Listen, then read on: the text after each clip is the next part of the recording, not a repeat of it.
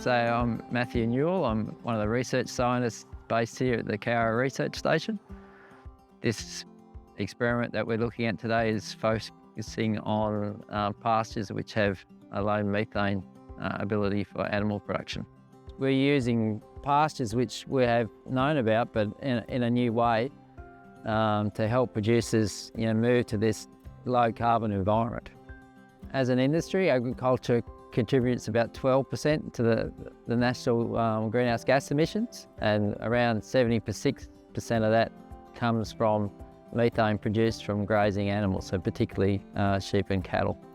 And so there's an industry push to become carbon neutral by 2030, and there's a range of options that producers could adopt to try and reduce their methane production, which will give them market access to schemes that become available, and also may allow them to take benefit from any premiums that might be paid by participating in those markets. So one of the most cost-effective options for producers to adopt to reduce the potential of methane production in their systems is to use highly productive pasture species which have an ability to reduce the methane production of their animals, and that will augment other technologies like from breeding for sheep and cattle, which have a lower emissions rate anyway. So we're looking at particularly pasture mixes.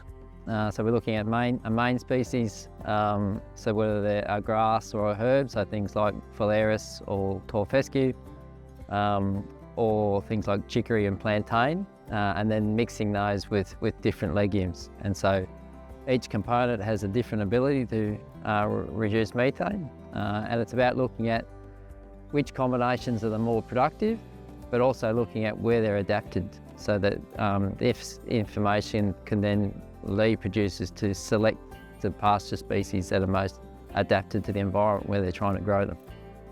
So there are species that we're using that are productive, particularly things like chicory. So chicory has a similar growth pattern to lucerne, so it's a spring and summer growth period. But chicory requires a source of nitrogen to be productive. Our results so far have shown that chicory can reduce methane production by around 15%. And some of the legumes like Bias rurula that we've combined with the chicory can have further reduction of around 80% methane production from our testing. But it's about looking at which legumes are the best to combine with some of these other species. And so things like ceradella we found can reduce methane production sort of close to 20%. And so it's a good option to combine with chicory because it has a greater range of adaptability compared to Bias rurula. So there's some issues around Bias rurula. It tends to like drier, warmer conditions. It's also a short season legume. So trying to grow it in areas which have a longer season or higher rainfall sort of limits the production. And so that's where we're finding things like ceradella also has this anti-methanogenic properties. It also has a lower phosphorus requirement compared to some of the other legumes, and so it could be a good combination for areas where we're trying to push these pastures into the tablelands type growing areas because of a longer growing season. We've grown these pasture mixes now for 3 years, and so we'll have 3 years of data which we can show the persistence of the pasture mixes, their persistence.